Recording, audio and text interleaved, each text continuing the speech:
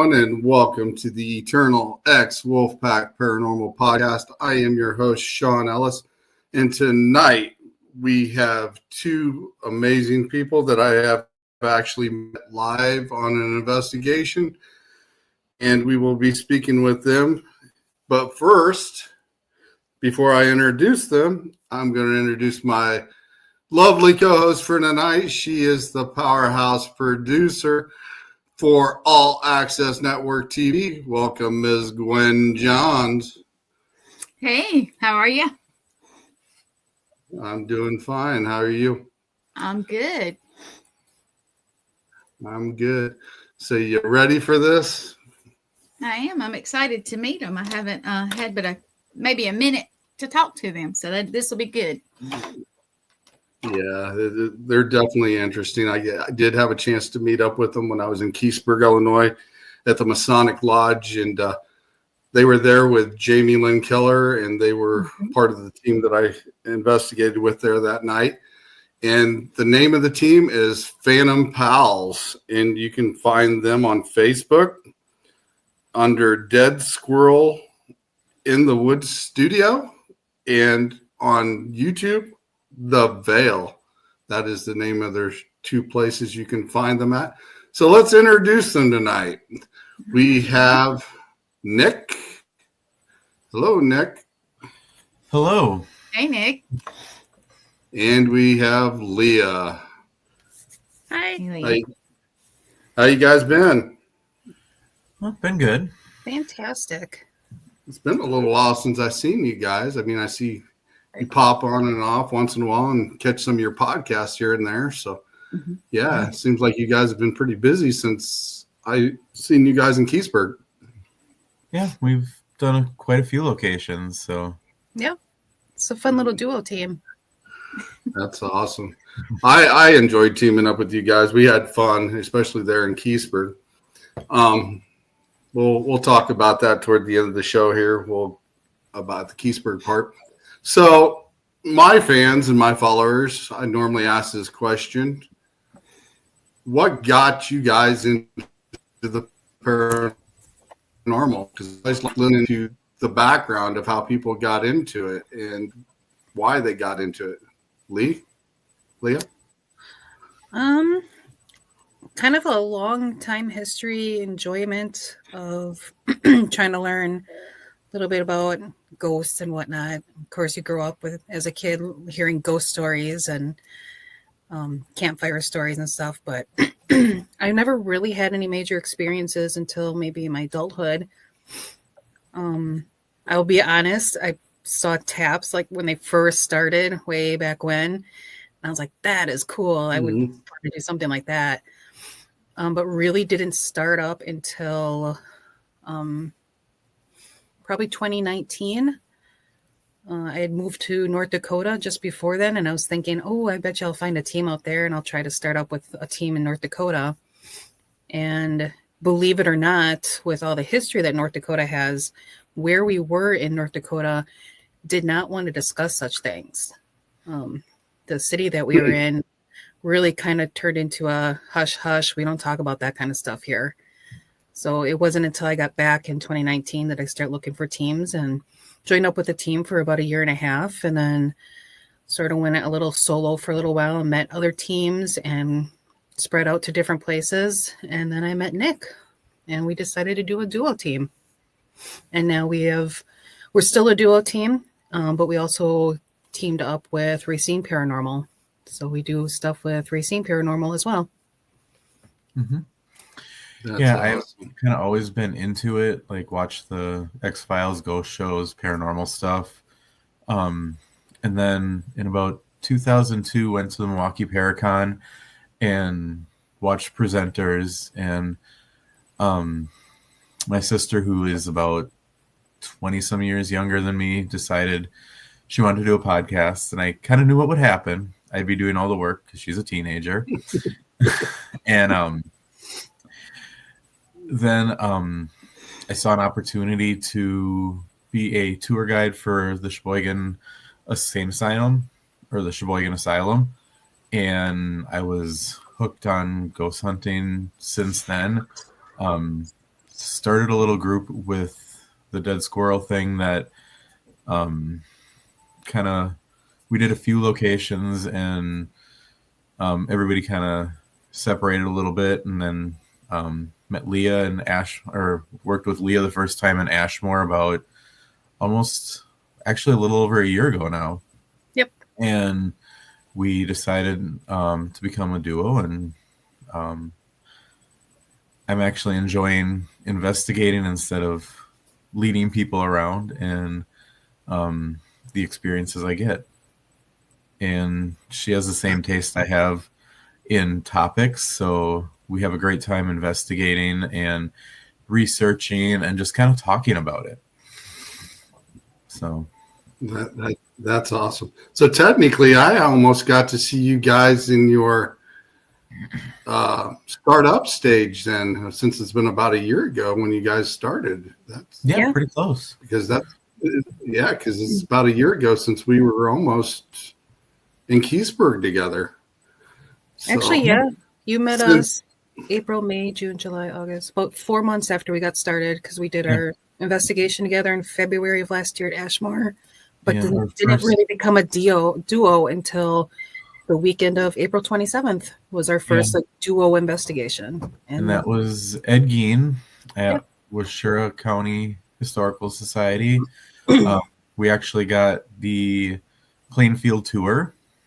We got to go to his grave, where the farmhouse used to be, the hardware store, just all over town, and even the graves or the cemeteries where he dug up the bodies he got.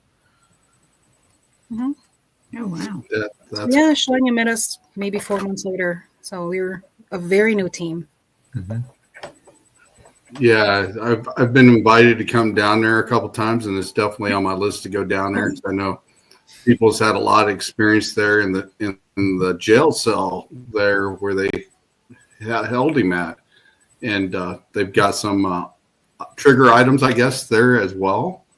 And that would definitely. Got to hold it. It was awesome. Yeah, we when I'm jealous. I wanted to go check it out here sometime, so I'm jealous of that. So I'm gonna definitely get down there. That's definitely for sure. So I met you guys in Keysburg, and we got to go to the Masonic Lodge, and we were with Jamie Lynn Keller as well. What did you think of the Masonic Lodge when we were all there? Minus the mosquitoes? Yeah, that was definitely got bit up. It's kind of warm for sure. Definitely got bit up. I do believe there's probably more evidence that others have gotten. It seemed to be more of a quiet night when we were there. I didn't get as much as I was hoping. There was some stuff, but I did hear of more experiences from other teams. So we just might have to. It might be one of those locations where you got to go back a few times to really get some good stuff. Right. I thought it was myself. I thought it was interesting when we caught some of those EVPs when Nick actually crawled down there underneath the foundation there when he was in the hole. Yeah. That was definitely interesting, that getting some of those EVPs, and we were all talking, and the REM pod was kind of going off a little bit. But like I said, I think basically that's all I ended up getting. It was a few EVPs and the REM pod going off here and there. And I don't know. I actually had a conversation there with your husband as well. That was pretty interesting as well. That was really something that stuck with my mind, and it was interesting to be able to talk with him as well. But go ahead, Nick. What were you going to say, bud? Yeah, I don't know, that being in the hole, it was kind of weird. I don't know if it was just because I was inside a small little area and crunched in there, but it did feel very weird. So it was fun watching you. You got dirty. You definitely got dirty when you crawled up in there, and I think I even went up in there the second time. But it was definitely interesting. Like I said, I think basically the only thing I caught on some of my stuff was EVPs and the REM pod going off, and I was doing a live the whole time when we were doing it. one of the other things, that I caught was a lot of outside. You could hear the trucks outside the building from across the street going on a lot. And that kind of interfered with a little bit, I thought, because you know how that goes when you got an investigation and then all of a sudden you're hearing the car door slam from behind the house and thinking it's something else. And I remember one time, I think you guys had your tripwire downstairs when I was upstairs, and I heard it go off, and we was like, "Oh, what's going on here?" And somebody had the tripwire going on there that night. But like I said, overall, it was fun in general. Like I said, got to meet you guys and team up with you guys there for a little bit, and that was definitely fun. So we're definitely going to have to do that again. Yeah, Well, you got me there as a next to us. Yeah, you got me there a little starstruck because I saw you. I'm like, oh, Sean Ellis is here. See, I tell you that all the time. I'm nobody. I'm just me. I'm just me. But I definitely like teaming up with other teams and doing stuff like that. So hopefully this summer, maybe we can collaborate and do something together again, because that would be fun. Yeah.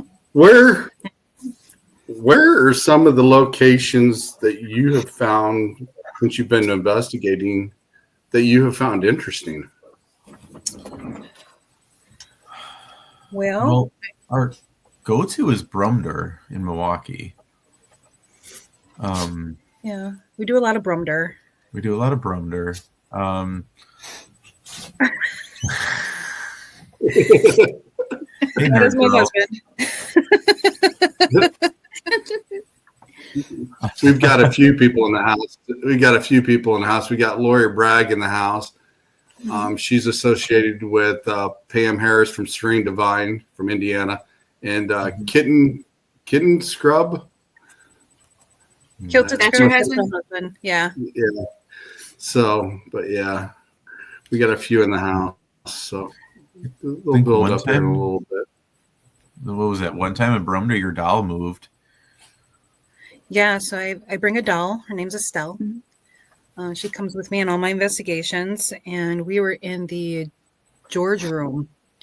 And that is where George Brumder Jr. is stated to kind of hang out in and watch over things. And we had noted that, or I had noted that at one time, Estelle wasn't sitting exactly as I put her. But sadly, we didn't have a camera on her. So that was frustrating. Oh, man. Yeah. I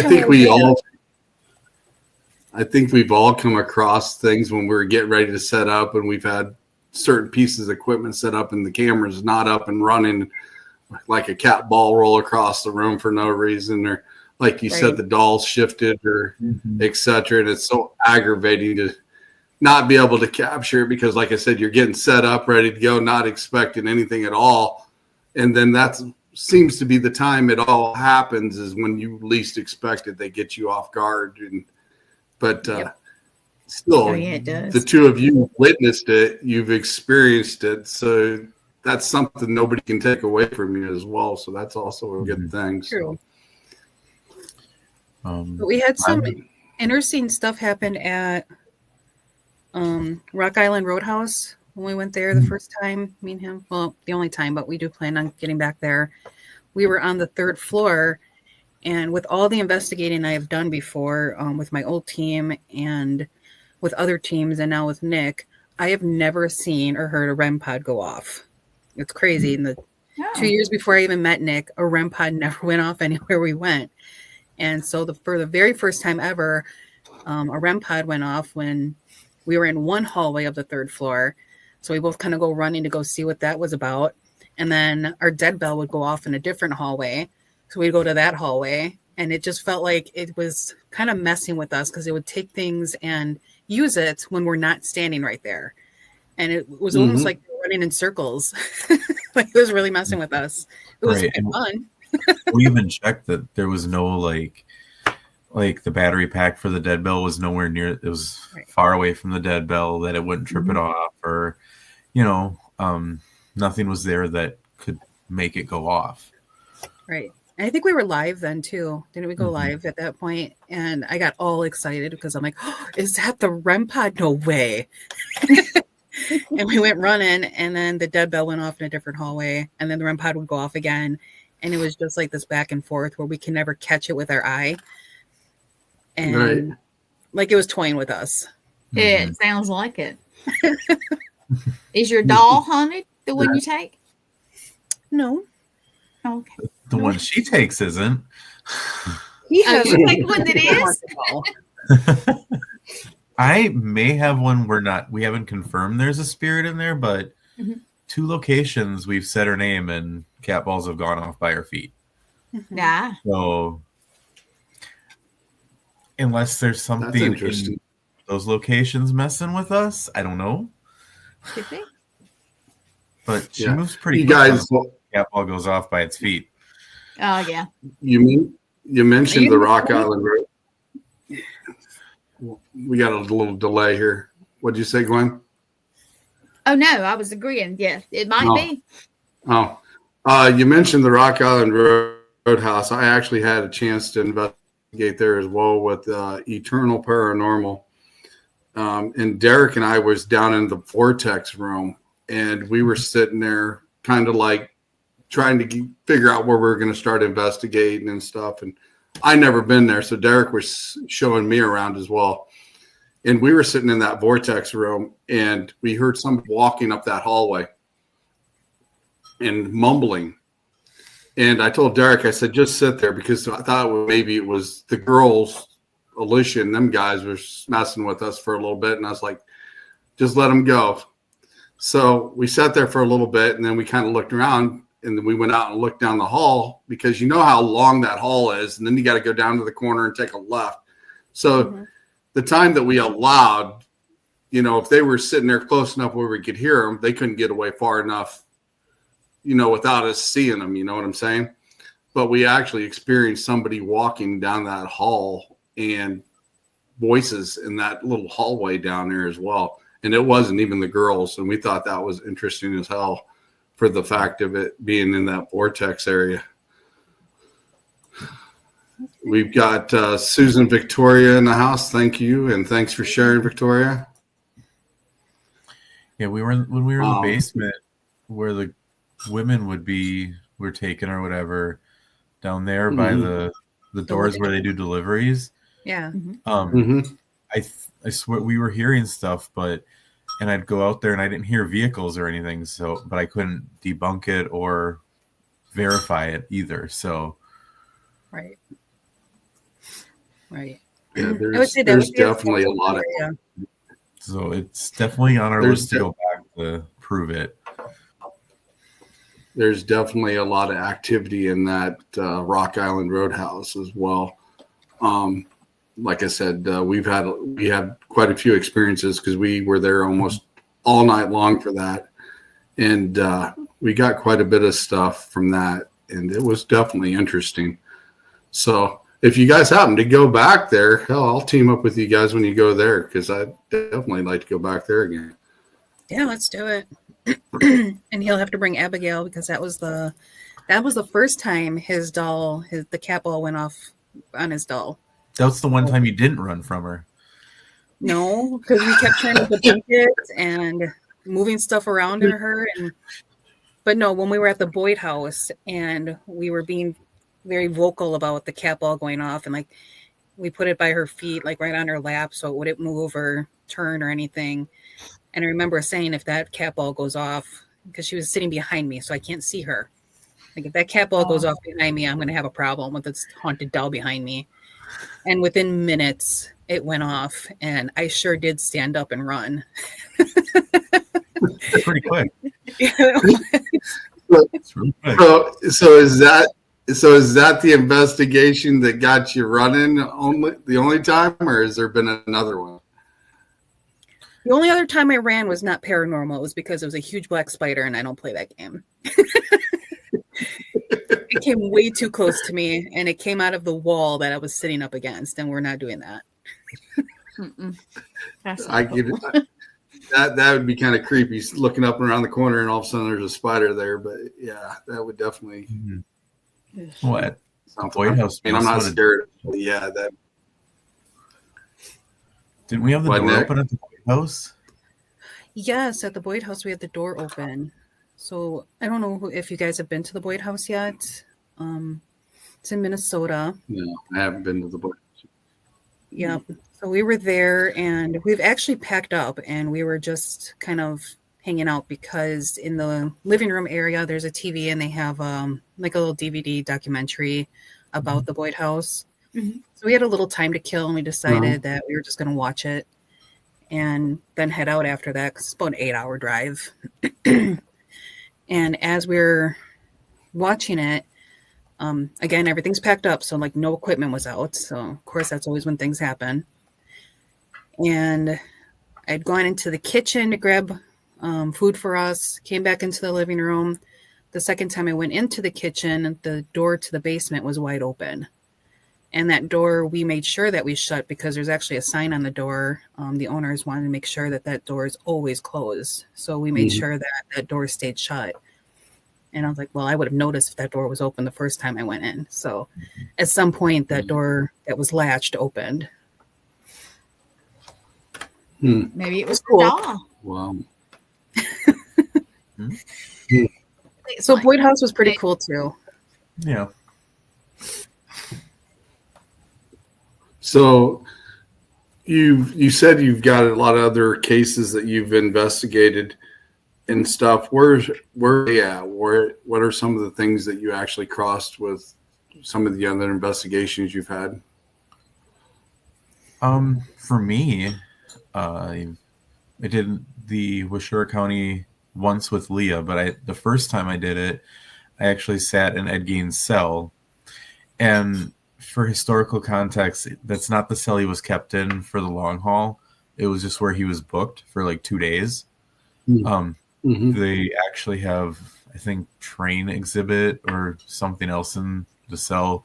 He was in an isolation cell because of his reputation, what he had done. And I was talking, and on my spirit chat, I got next to you. And then the two that I was working with left because he was going to talk. And then Augusta, his mom, took over. And like for almost, I would say for a good 2 minutes, it was very tough to breathe. You could feel her sorrow, and like it was very intense. So, but then, and everywhere we went after that, she followed us wherever we went. We couldn't talk to anybody else. Oh. So you felt that intense feeling the whole time when you went to the other locations in the building then?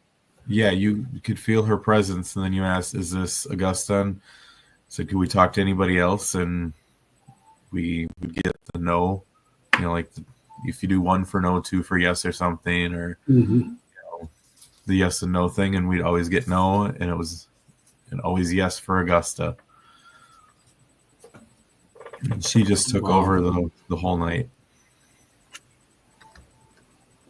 Like she kept her eye on. Do you think?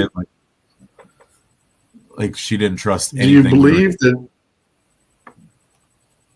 Go ahead, finish. It was like she followed us everywhere we went, and she was making sure what we were doing was above board, and we weren't going, digging into things we shouldn't be digging into. Right. Like she was protecting Ed. Do you believe that some spirits actually keep other spirits there and keep them quiet or start draining them from their energy? Do you believe that maybe possibly she was a higher spirit than some of the other ones there that could actually do things like that? Yeah, with it being a historical society, I think some of the stuff just has residual energy. And I think she was there, because Ed was kind of more innocent and he didn't realize what he did, or he didn't realize the ramifications of it. And I think she was there to protect him. So she That's had a little more power than he did to stop him from talking. She just took over. Which yeah. seems very I've much like what he would have done in life, or she would have done in life. She controlled him pretty well. right, just kind of like protecting over him and watching over him is definitely for that to make sure. Yeah, like that. Yeah, we've ran across some spirits that on my previous team that I was on that kept kids' spirits trapped in places until we got rid of the bad ones. And then we'd have REM pods and voice boxes set up. And we said, after we got rid of the bad one, when you cross over or you're crossing, leave your name. We ended up getting like 13 or 14 names of kids after we got rid of the bad spirit there that actually came over that box after we got rid of the one that was keeping in there. And that was definitely an interesting night as well, because that was about a 12-hour investigation before we finally got everything figured out, what was going on. Mm-hmm. And it was pretty intense. It's probably one of the most intense investigations I've been on, because another team called us in to help them, and Parallax Paranormal was, and they called my older team, the one I was on, to help them out. And they actually found a half body. They didn't, but before they had a chance to investigate there, they found a half body in that house. And that's was the whole situation. And then we ended up figuring everything out and putting all the pieces together. And there's still some things missing, but we definitely got the bad one out of there. And that was a very intense investigation that night, for sure.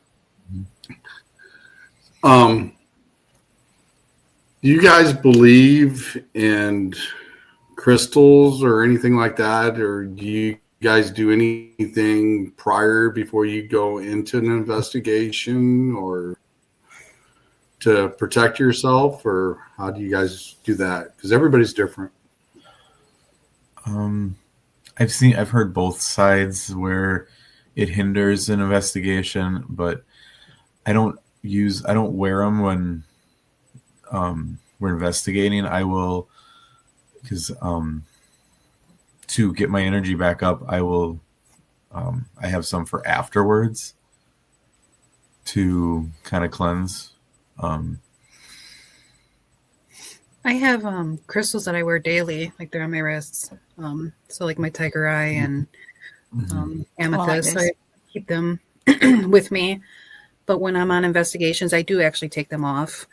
And one of the reasons that I feel I take them off is not because I don't want to be protected, but I feel like I'm shielding myself from something I'm looking for. So if I'm looking for it and kind of trying to seek it out, I feel like I'm keeping it away by keeping my protection on me. Mm-hmm. But I have noticed, especially as becoming a duo team where it's just me and Nick, I'm a lot more tired after investigations, especially like a weekend one where we do a Friday, Saturday. My energy is a lot more depleted than it had been when I was in bigger groups. So it takes me a little bit to come back. Kind of like a paranormal hangover is what we call, where it drains your energy from what's going on from the night before. That's definitely an experience as well. Has there ever been a place that you've went to and got to that after you've got in, it's like, whoa, this is just got too much energy, or something would keep you from doing an investigation? I haven't. I kind of go with the location and the flow. If Leah's challenged me to do many things, and I have no fear. I just do it. I don't even think about it. And it might be why I'm kind of tired after each one, but because I think it's the thing she doesn't want to do. But I saw that smile. So I'd like to make a suggestion, if it's okay. I used to have the same problem. I'd get like I would be just falling down exhausted after the investigation. But a friend of mine and her husband are big on the grounding yourself and shielding yourself, not shielding your experiences or anything that's going to interact with you, but it kind of just, it helps for the spirits not to take your energy. I have even, what are these, taken the little power thing and say, okay, this is for you. Don't take my energy type thing. Because I would get so exhausted, and it actually worked for me. I would ground myself, shield myself. And if I don't know what you're familiar with, Sean can help you, or there are books, you can probably even look on YouTube or anything, but it's an idea. Or if we're in a house or something, we'll say, go to the refrigerator, get you some energy and come back. Just little stuff like that. And it honestly, you feel much better, much better. You really do. I had that problem though, because I get it. I think the most exhausting one is the dowsing rods. Like just holding those, and then because they are drawing off you when they use that. So they are, but you kind of have to let them draw from around you and not you. Yeah. Trust me, I have had to learn this lesson hard. I have made myself absolutely sick. So it's something to look into if you, just a little something. Right. And he can tell you much more than me about that. So he's better with his energy. What is the most unique way you've come up to investigate something? What items or what have you put together to get a reaction? What's the most unique thing you guys have done? I don't know about uniqueness. I think the simpler for me, the better. I struggle with like the high tech stuff. I would rather simple, interactive. I like the interactives. Even kid toys, something like that. Something simple. I try to keep it as simple as possible. I one time saw, and I want to try this because we haven't been in a spot to try this at, but I did see balloons being used. I'm like, how simple is that? Just have a balloon. Like, I'm more of the simple person. Yes, I've seen other teams use some great stuff, but I try to keep it as simple as possible. I don't know how unique that is, but that's how I am. I have an old school tape recorder, cassette recorder, like the big brick one that I've tried to use. Oh, yeah. I haven't gotten anything out of it but I mean, it's an old school item that they're going to recognize. So when you say speak into the recorder, they're going to see that. And that kind of goes with the dead bell. That is a universal thing. Ring the bell, Yeah. So I try to keep it like you hold a cell phone there and say, speak into my recorder or speak into my phone. And who knows like what era they're from? Would they even know what that is? Right. Or like the REM pods when they start lighting up that they've never seen them before because they're not used to things like that. And you got to explain it. And then, that's definitely one of the things. We got Chris O'Toole in the house. Thanks for stopping. Or Tooley. Thanks for stopping in. But one of the things I thought was interesting, an idea that I did, I went to Bell Mansion up in Indiana, and we played poker with the spirits. There was 4 of us that actually sat down at the table. It was me, Mandy from Ghost Sisters, my old teammate, and let's see. Actually, it was Lori, I think. We were all up there playing poker, and we set the REM pod right in the middle of the table where nobody was touching it, just in the middle of the table. And we lined it up so that the lights had a person where it would flash. And we would be sitting there playing poker, and we'd ask who would win before we even showed our hands. And I'll be damned, that light would point to the person that would win every time. Nice. it was the craziest thing I ever seen. They would just point to the exact person that would win that hand, and they were spot on. It was the craziest thing I ever seen up there when we did that. But that was kind of a unique thing that we did.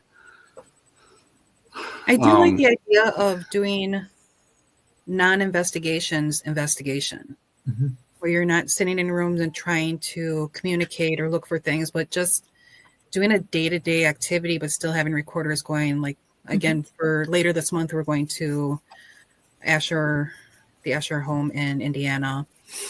And one of my ideas is I'm going to be bringing like an Uno game and just sit there and play a game. Like, you're not looking for them. You're not asking for communication. Just a day-to-day, like, let's make some dinner. Let's hang out. Let's have conversations. Let's play a game. Because you'll get a lot of interaction even doing that. And that, to me, is more what I'm looking for.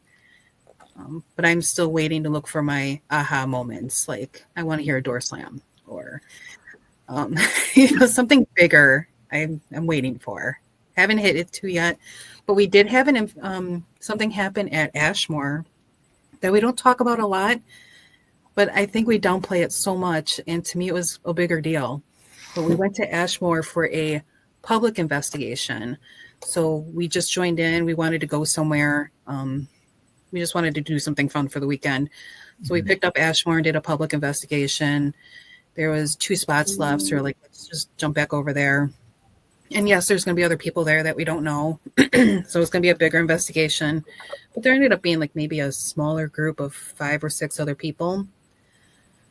And I didn't expect to get too much with that many people in there and all of us kind of being in different rooms or on the same floor and all of us having probably different investigation styles and just how public investigations go. And we were on the 2nd floor and just sitting in a room waiting quietly, just chatting amongst each other. And I heard somebody coming down the hall, very distinct steps coming down the hall. Well, at this point, I've actually just gotten used to hearing that because there's other people in the building. You don't really know where they're going. It's not like we're all communicating as to who's going where. And so I immediately was like, even said in our recorder, oh, got another team coming up. So you'll hear them coming down the hall. Waited for a minute. And I was like, where'd they go? So I stepped out into the hallway, walked around. I'm like, there's literally nobody else up here. And told Nick, I'm like, there's nobody here. What did we just hear? That was insane. And it was like one of those moments where it's like, that was really cool to me. Like, yes, I heard footsteps and I blew it off as if somebody else was coming and there was nobody there. So I enjoyed that moment. I remember right. Didn't we have the hall light going on too during that? No, that was the first time. Oh, that's right. Yep. But we couldn't debunk that because if anybody walked in the lower level, they could have set the light off. Right. We couldn't really debunk any of the motion sensor stuff because we didn't know where everybody else was. But at that time, I remember saying right into the recorder, oh, we got another team. You'll hear them coming through. It was almost, I was tagging a noise, and I was tagging a noise that wasn't being made by anybody. So that was super cool. Do you guys use flashlights at all? Yep. Yeah. Have you ever had one of those roll or anything on you? Not yet. Not yet. I've seen videos where they turn them on and off too, and I've not had that happen yet either. Nope. I'm waiting for that. Hold on. I've actually seen it light up. That's interesting. It does all the time for me. That's one of my favorite. That is my favorite go-to. I have a excuse me, guys. I have a flashlight that I used when I was a paramedic. It was always with me, and it will go off. Sean, you've seen it go off. Just us on here. If I can find it. I've actually sat there and watched it turn, and you can see the lens itself just going like this a little at a time, and then it will actually do it. I've seen it a couple times when me and her were talking in backstage before when we were preparing stuff and getting stuff ready. And she said, well, I'm just going to turn this on and we're going to see what happens Oh, and yeah. see if we get anything. And when it was sitting there, you could actually see, like I said, the lens, because the lens and it's got that shadow tint.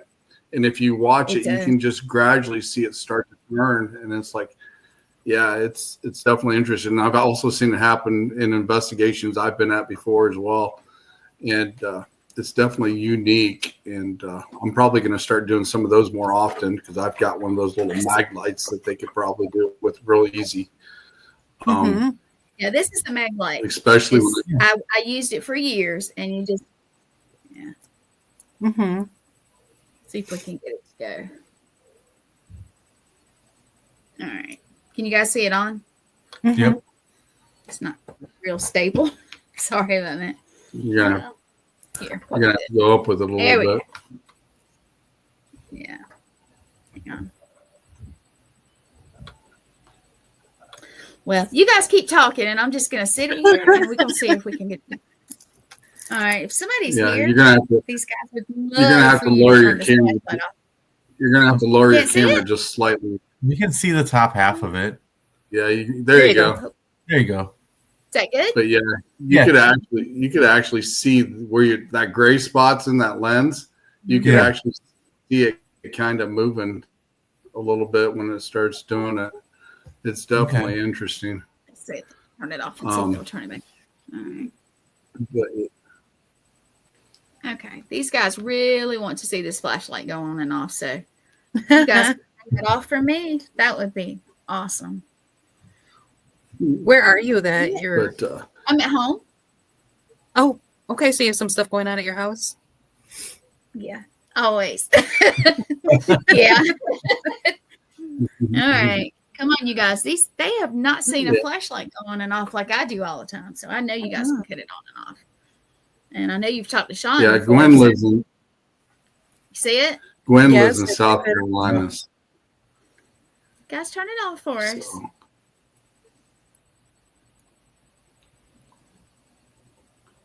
They usually turn it on and off. We'll see. Just go ahead and Okay. talk. Okay. Just watch it. I thought it would be cool if you guys could see it. So Yeah. That would be really awesome. yeah, it would. but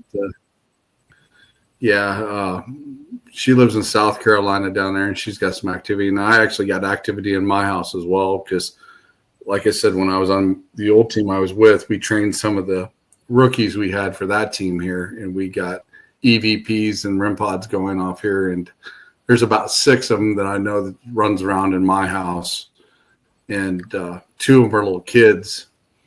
One time, my oldest daughter came over to watch a pay-per-view, and I got Matchbox cars, like Hot Wheel cars that I've got on the wall with hooks. She literally seen them come off the wall and fall on the floor off those hooks when we were sitting there watching a pay-per-view, and it freaked her out. And she kept saying, "Dad, in the closet, in the closet." And I said, "Yeah, it's in the closet." And because there's 2 little kids up there in that area, and they like playing with the toys, and they take Pacific ones off the wall and they drop them on the floor. So I haven't put them back up for a while, and I left them toys on the floor to play with, and so far they seem to be content. But yeah, she's literally seen them come off the wall when we were sitting there at the pay-per-view watching it one night, and she was freaking out. And it's like, you got to get used to stuff like that if you're going to come around here. So, Yeah, that's true. but yeah, it's definitely interesting. We do have Is there some stuff anything you'd like to? Oh, go ahead. Go ahead, Lee. Go ahead. I know there's a little bit of delay. Go ahead. There is some stuff that we're figuring out might be happening in my house recently. And I had the most awesome experience that I was so excited about that I immediately called Nick. I'm like, "Nick, oh my God, guess what's happening?" So sadly, it comes off a very sad incident. Unfortunately, my son had passed away last September, and he had passed in his bedroom from pancreatic failure. So, of course, our household has been, in a gloomy, sad mood since then. But I have noticed my other son tell me he always feels like he's being watched now. My husband, who is very sensitive and was actually very uncomfortable at the Masonic Lodge when we first got there, he felt very heavy presences and stuff. So he's very sensitive to things like that. Yeah. He had said he's seen shadows and stuff, especially down the hallway where our son's room was. And the other day I was home alone, which never happens. So I was very excited to just be in the house by myself. It was only 20 minutes, but hey. That's a while after you don't have any yet. Okay. I have a room across the hall from where my son was staying, and that is my granddaughter's room. She comes and visits every Tuesday, and she has her own room there. So when she spends weekends with us, she has her own bedroom. And of course, she's going to be 3, so she's got toddler toys everywhere. Any toy that makes noise and lights up, she's a happy girl. So there's a lot of toys in there. And when she's not there, I leave her door shut, mainly so the animals don't get in there and get into things in her room, because she doesn't leave it clean because she's 2. So I heard one of her toys going off while I was just watching TV. And I was like, that's odd. Am I hearing a toy? So I kind of got up, walked down the hall, listened, and it was done. Opened her door. And honestly, when I opened it, I felt a very cool draft. Very, very cool draft. And decided, okay, that was weird. So turned on the light, looked around. I was like, I can't pinpoint which toy it was because there's a million of them that make a lot of noise. So turned the light back off, shut the door, went and sat back down, and again, happened again. So I was like, that's pretty cool, but I can't pinpoint it. So this time I left the door open, and I noticed my cat wandered in there. So I was like, all right, noting that my cat's in there, so who knows? And nothing happened while the door was open and while the cat was in there. So I figured, all right, whatever it was, maybe vibration of the house, who knows? Something turned on a toy. No big deal. Right. Noticed the cat left, and I was like, good time to shut the door then. So here's my cat in the living room. I'm going to go ahead and shut the door, go back to normal life. I heard it go off again then. So it was after the time I shut the door. So this time I'm like, nope. And I ran to the door, opened it, and finally located the toy. And it was one of her picnic baskets, one of those VTech picnic baskets. And now I'm on the phone with Nick because I'm excited. And I'm telling him what's going on. And I was like, all right, Nick, I am shutting off the toy. So I leaned down, and you have 3 clicks. It's like the loudest, then the medium, and then off. Click it off. And then shut the door, left the room again. Nick, I don't know if it was maybe 2-3 minutes later, but I got super excited because it turned itself back on and was playing again. And I opened the door again. I'm like, Nick, do you hear it? It is on. And it's actually clicked on as if I never turned it off. And I was very excited. And by this time, Mike and my daughter came home from picking up dinner. And I ran into the kitchen. I'm like, Nick, I'm going to call you back. I'm going to tell Mike and Kara what happened. They didn't share my enthusiasm for reasons that stuff like this actually terrifies my husband. That's why he doesn't investigate very often with me. It's a little too much for him. And my daughter didn't like the idea that it could possibly be my son trying to grab my attention. But I thought it was, to me, that was amazing. That's the kind of stuff I look for.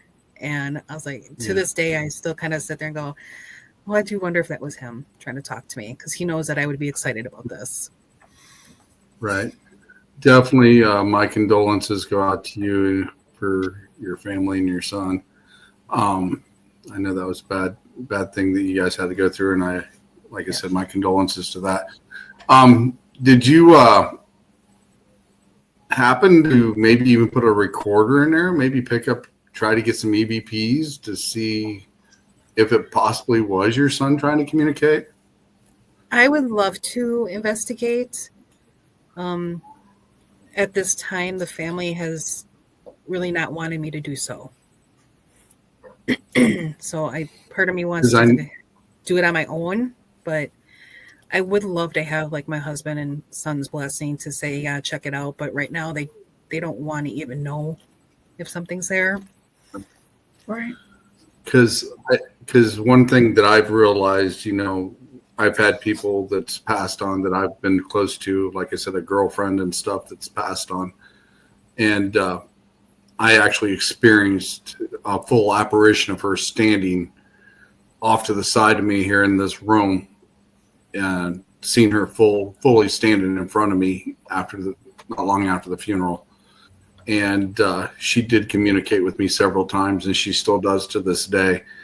And I just thought it was interesting, as in the fact, like I said, if you're really close with somebody like that, and the way I was with her, and I know you were like that with your son, if you actually did get some type of contact to verify that it was him, because like I said, you got that link to him, and it would definitely be an interesting thing for sure. Yeah, well, it killed my battery, by the way. My husband says that sucked. It killed the battery, you guys. Oh, We got I won't put another battery in it. We got Victor Santiago in the house from the Don Hey, Vic Victor. Show. He's in here tonight. Thanks for stopping by, Vic. But yeah, it's definitely that. We got about 9 minutes left of the show. Is there anything you guys got coming up or would like to share before we end the show, or any pictures that you might want to share? Oh yeah, I got a couple pictures. I know Nick and I have a couple investigations coming. At the end of this month, we're going to be at the Asher House. In May, we are joining Darren and Small Town Paranormal at Edinburgh. Sorry, lost the name of it. And then we do have Malvern Manor coming up in October. We're actually going to be there Halloween. So, Oh, cool. Yeah. Oh, that'd be cool. Heck yeah. We need to get more. Halloween's my favorite. Like we can do more. And then Nick, if you want to talk Halloween's about my the favorite podcast, holiday. because that's your baby. We're in the final month of the current season, and then we're going to do a special series on what serial killer were you doing the special series on for during our break? I will announce it since you brought it up. So yes, for the first time, we're announcing the Creeps and Cocktails series in April. I will be running. Cool. I have a 3-part series coming up, and we will be discussing Albert Fish. Oh, yeah. Yes. So That'd be once cool. a month, we do a Creeps and Cocktails where we pick a serial killer, and kind of whatever state it's from, we kind of pick a drink from that state, or that's a popular drink in that state, and we have a cocktail and we talk about serial killers. Yep. And then we talk about like fun facts about death sometimes, UFOs, other just out there topics. The last one we did was the exorcism of Anna Eklund. That's from what I read. That was the case that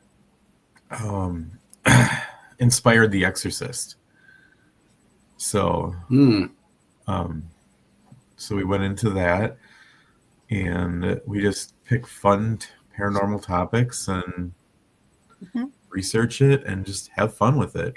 And I got to thank Nick, because he invited me to be a co-host on that podcast with him, and he lets me do the one topic a month on a serial killer, and I get very excited about it because then I can dive deep into it and talk about like psychological anomalies.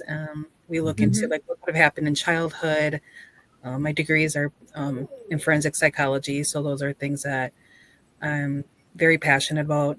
I've worked in mental health. That's awesome. And and to this day, I still work with it. So I have different certifications in criminal anomalies and minds, and so we get pretty deep into it. So thank you, Nick, for letting me have that Creeps and Cocktails session where I can talk about a topic every month. It's just as much yours as mine. So Yeah, that's what makes you the team, right? right. That definitely what makes you guys a team. And Mhm. you know, like I said, I enjoyed working with you guys. The chance I did get to work with you there in Keysburg, and looking for maybe this summer, like I said, teaming up, and maybe we could hit the Rock Island Roadhouse or something Yes. if our schedules get together right, and definitely team up and do that for sure, because that place yeah. is definitely interesting, for sure. But yeah, that's awesome, guys. That the fact is, like I said, you got together, you put together this team, you do great investigations and stuff, and you come up with some interesting stuff. And like I said, I think you introduced me to the dead bell the night that we were there at Keysburg. That's the first time I've ever seen a dead bell, and I thought that was pretty cool. And I still like to have one of those. So it's definitely on my list.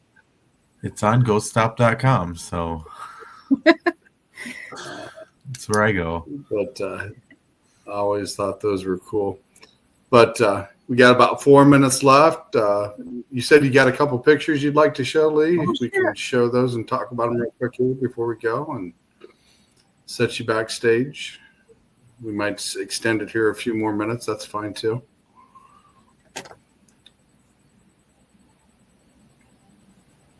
Can you pull them up? I'm looking at it. Okay. All right. Okay, here we go. You ready? All right. So that was the cemetery we went to at Winnebago, right by Winnebago Mental Health Facility. It's just a picture of your files. Is it really? Yeah. Yeah, that's what we're seeing. It's being sassy. Yeah, it's being sassy. Computer gremlins at their best. You always got to Okay. love it. Always have those. Yes. Here we go. There we go. Okay. Cool. Yeah, we went. That was with Darren, right? Yep. That's when we went with Darren. It's the Indiana Sanitarium. It was Indiana Sanitarium. Yep.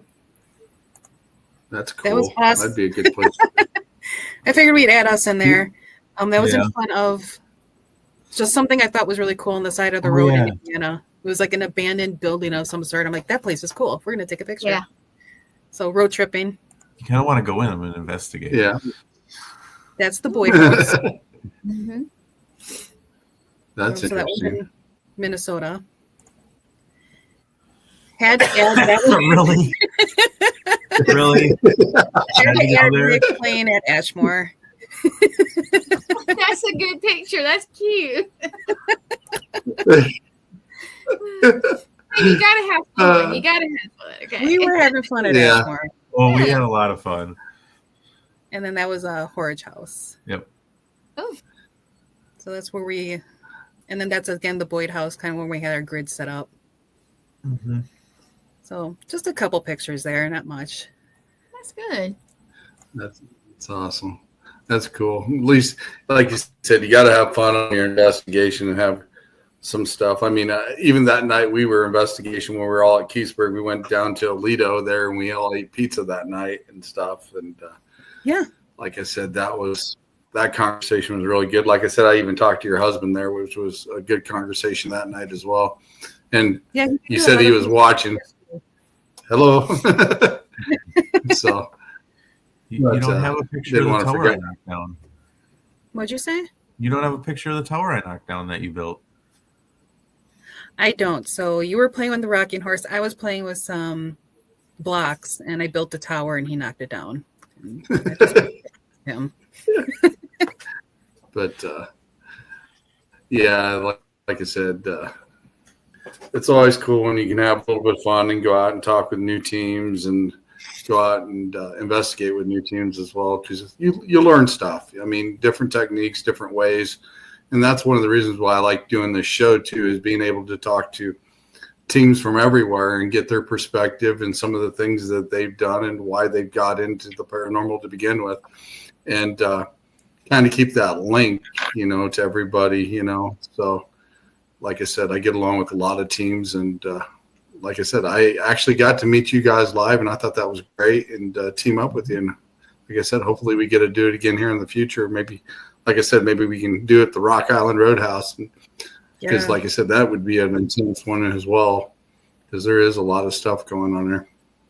So anyway, we are definitely at the top of the hour, guys, and I'd like to thank you guys for coming on tonight. Definitely check out their show. They're on Facebook. You can check them out on Facebook at the Dead Squirrel in the Woods Studio. By the way, I got a question for that real quick. Yeah, I did too. Where'd you come up with that name? I just it was started with my sister, and I was Googling names, and Dead Squirrels in the Woods came up, and then I looked it up, and with Indian lore, there's different theories with when you've come across a dead squirrel in the woods, and some of it was paranormal. So I'm like, perfect, I'll use it, and I made it one instead of two. It's definitely unique. It's definitely unique, and I got to think twice when I look at it. I was like, okay, all right, I get it. But it's definitely interesting. And you can also catch these guys on YouTube, and the channel is The Veil, right? The You Veil. check them out on The Veil on YouTube.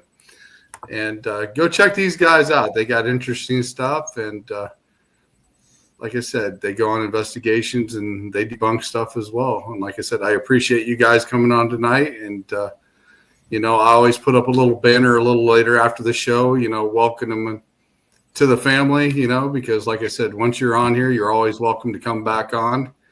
And you're more than welcome to share anything to the page as well. And I'll put it up as well. Is that license All form? right.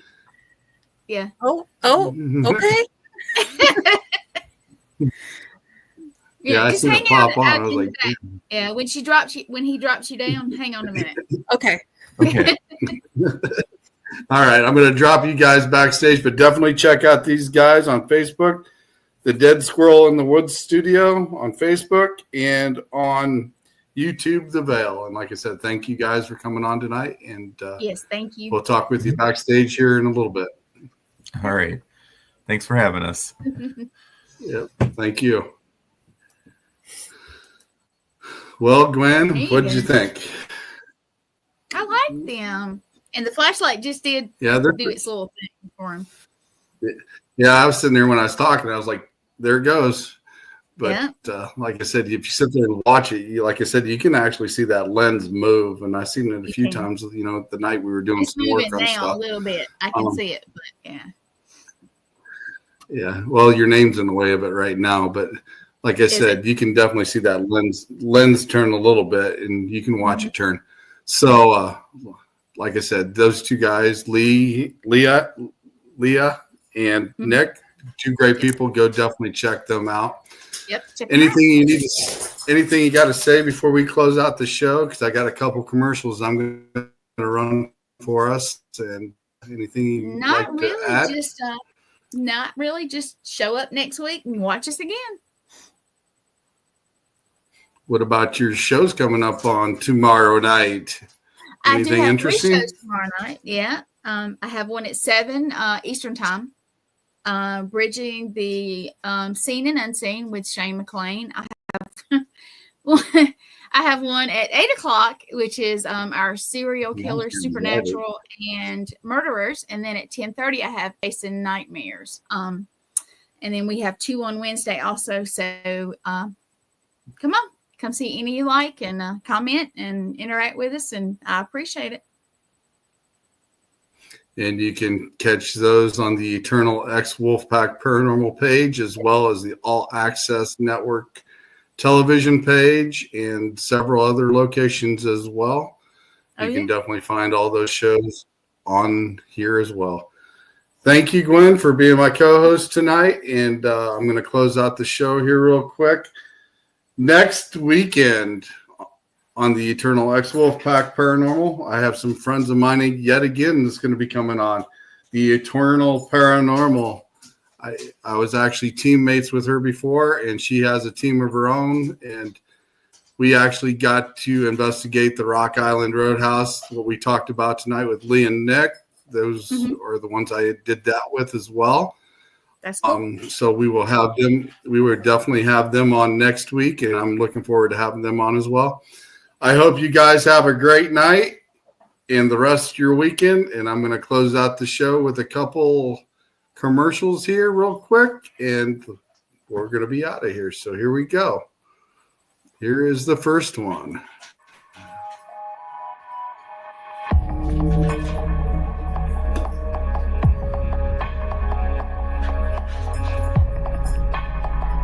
So slow tonight.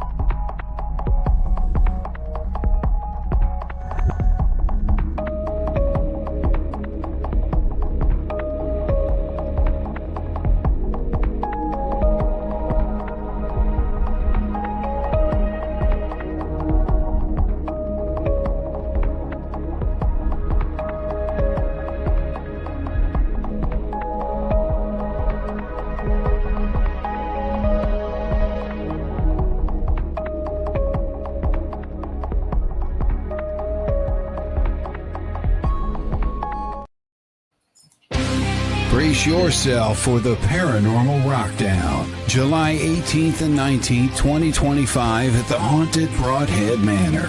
Friday night rock. Brace yourself for the Paranormal Rockdown, July 18th and 19th, 2025 at the Haunted Broadhead Manor. Friday night rock out with Dead Amsterdam, Left on Red, and headliner Green Jelly. The music may not be the only thing shaking these walls. Rumor has it the spirits love a good beat. Will you meet one? Saturday, meet paranormal legends like Dave Schrader, Sam Baltrusis, and more. Enjoy thrilling workshops, tasty treats, and a live Zoom Q&A with Dustin Perry. Dive into the ultimate paranormal investigation with expert guides. Or join a spine-tingling seance with Sam Baltrusis. Tickets are limited. Get yours now for an unforgettable weekend of music, mystery, and chills. Have a great weekend, everybody. We're out of here. Have a good night.